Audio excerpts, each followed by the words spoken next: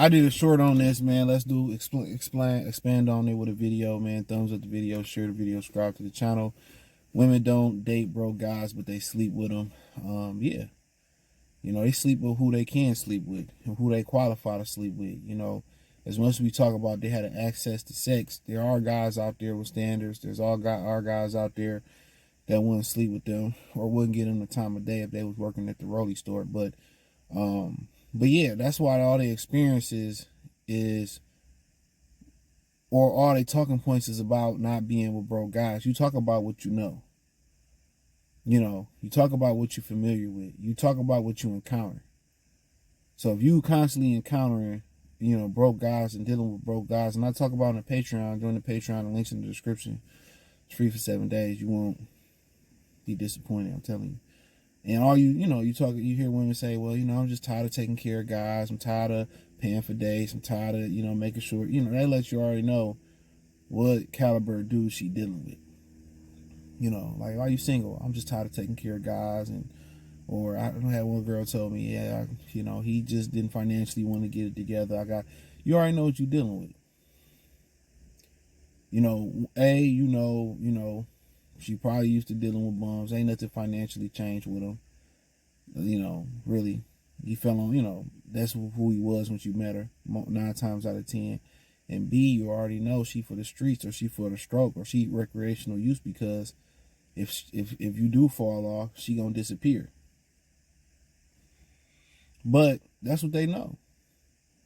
And you can tell that's what they know because all the fantasies about getting with a rich guy, they're fantasies. You ask them, okay, the 6 foot guy, have you had it? Why don't you have one? And they never had one. And most of the women that get with those guys, that's really an elite club you got to be in. I mean, you look at Hollywood, they date the same women. I don't think it's by coincidence. They rotate the same women in Hollywood. It's kind of like you got to be initiated in, or you kind of got to be in that category.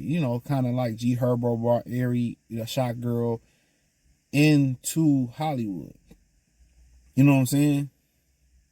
Like, yeah, it's probably 1,000 Shot Girls that look better than Ari. But he brought her to the game. So you got to understand, most women won't even be in the social circles to get there. Think about Tiger Woods' wife. She was the housemaid for his friend or whatever. They hooked them up. You have to know somebody. I always talk about that on the Patreon. Who you know is very important. But most of these women don't even know have the wherewithal, or don't even know how to be in position to get to get those guys. At the mall or this, that, and the third. Come on. Now, every now and again, you might look good, and the guy might be at a spot. He might, I like her, whatever. That may happen. But 9 times out of 10, y'all don't even roll in the same social circles. So, you think, meanwhile, these women say they looking for these 6-figure, these wealthy guys to come save them, even though these are the guys, the girls they would never date. And it's a lot of girls that a lot of those wealthy guys date. It's a lot of regular girls that look better than them. It's a lot of 9-to-5 girls working at Lowe's, Walmart, Wendy's that look better than them. But a lot of them wealthy men know it's deeper than the aesthetics. It's about the quality of the woman and the character of the woman. They know this woman can destroy an entire empire. So they a lot of them type of dudes are marrying the qualities. They were talking about the dude that played for the Commanders, Terry McLaurin, one of the best receivers. His girlfriend he could do better than her. How do you know he can do better than her? Just because all y'all looks are the looks are the end all be all. And we talk about how looks are end all be all for black women, but for black dudes, it's end all be all. A lot of these other cultures are judging, and older people are judging on character and qualities, because they know when looks go, the character and quality and the bond that y'all form between each other, that's what hold the relationship together. So, like I continue to say, it's another conversation. But, they not going to just be celibate until they find this wealthy guy. And a lot of them get with these guys. Like I told y'all, the guys in the gray area, they don't mess with them. And for those who didn't see that video, you know, the men in the gray area are the 9 to 5 guys. Those could be six-figure earners, but they 9 to 5 guys. You know, anywhere 50,000, 40, whatever. You know, own up. You know, they 9 to 5 guys. And you hear, I don't want no guy that work at the bank, or I don't want no guy that's a surgeon. Blue, you know, 9 to 5 guy. Can be blue collar, white collar, anywhere in between. You know, I don't want to deal with them and this, that, and the third, and woo, woo, woo, woo. So they don't deal with those gray area guys. You know, they deal with the bums, or they deal with the high earner guys. And they can't even get them high earner guys. He might get a tiger a taste. That song Taste, he might get a taste and throw you back to the streets, if that. So that's all they know is bums. I seen it my whole life. My homie mothers and shit mess with bums, and them finding girls' earrings and panties in her car, and you know, bums. What was her thing? Oh, I'm gonna move him away from the hoes. We gonna move to Florida. Bums. You know, honestly, you know, you really start thinking about it. I remember I had a homie, man. We still keep in touch via social media. I remember he was gone and stuff, and his mother went on a date.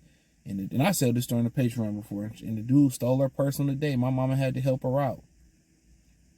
They be dealing with bums. I remember my homie next door, he had 2 older sisters that was cold. Man, dude, I was a teenager. Man, my hormones used to be jumping looking at that. I wanted one particular so bad, bro. Like, I was probably 13, she was probably 20-something. Man, they was hustling that monkey wrong. Had to be.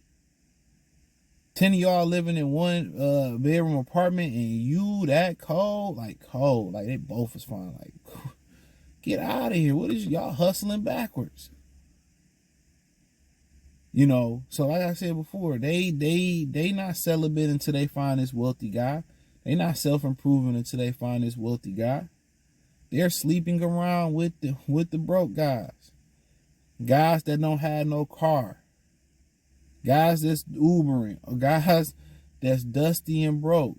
And I did a video on the Patreon. I thought about doing the clean version for the regular channel. You will be surprised. I think I did a short. You'll be surprised at the caliber of one man your girl, after y'all stop dealing with each other, move on with. Especially if she over 30, well over 30, bum. Or a softy provider pushover. They be messing with the dirtiest bums.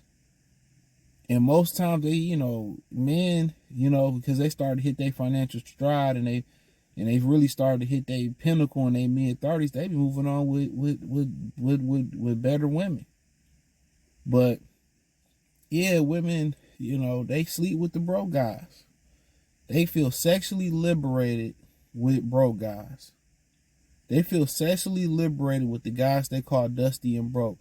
And that's all their experiences is about. You know what their experiences? It's always about a dusty, broke dude. Oh, you know, he didn't get his money. They experience, like, all the stories they talk about is dusty, broke dudes. That's their experience. Dusty, broke dudes. Dusty, broke dudes. That's their experience. That's all they know. You might hear a woman say, oh yeah, you know, I went with this wealthy guy, and we went on his yacht, and we hung out for the weekend, and he threw you right back to the sea, right back to the streets of the sea. That's their experience. I'm telling you, that's their experience. That's their experience. That's why they so hell bent, and it's such a red flag when a guy do everything. When I ask him for money, he be like, nah. When he say, let's go, that's why it's such enraging to them. It all of a sudden it's a red flag, or it touches a nerve, because that's what they used to. Now they think they older, they know better, they deserve a wealthy dog. No, you don't deserve nothing, Nathan. You know, and then with the guys, you know, and it's not just that the guys broke that they can be sexually liberated with and do what they want to do. It's the word not going to get back to nobody. That's the thing about it, is the word not going to get back to nobody. That's when you see a woman can be very sexually liberated, when she can go somewhere and she can be as nasty as she want to be, and the word won't get back home. That's another part of it too. But the other part where they sleep with guys that they see no future with, and be able to do all the nasty things that they want to do, is because they don't see a future with them. So they feel those type of dudes can't judge you. You know, and that's why, like, one of the best dating things I tell guys is to create a judgment-free zone. If you get a woman comfortable enough to tell you her experiences, you know what I'm saying? She's very comfortable with you. So you do create that comfort by not, creating the comfort by not being judgmental. So appreciate y'all, man. Hit the Patreon. Links in the description. You can find me on X. Well, you hit the Patreon. That's something you can find me on here. But I appreciate y'all. Join the Patreon. Thumbs up the video. Share the video. Subscribe to the channel. Peace.